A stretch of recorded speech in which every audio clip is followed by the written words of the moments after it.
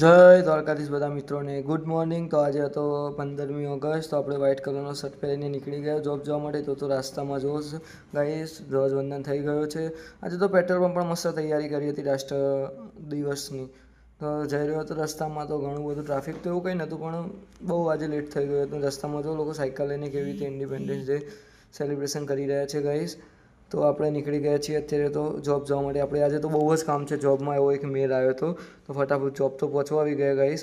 અને જોબથી પહોંચીને ફટાફટ 1 મિનિટ ઊભો રહેવાનો ટાઈમ નહોતો, ફટાફટ બેગ લઈને આપણે નીકળી ગયા કસ્ટમરના ઘરે જવા માટે। કસ્ટમરના ઘરે ગાઈસ આપણે પહોંચી ગયા જુઓ ત્યાં, તો પછી સેમ્પલ લઈને નીકળી ગયા બીજા કસ્ટમરના ઘરે જવા માટે।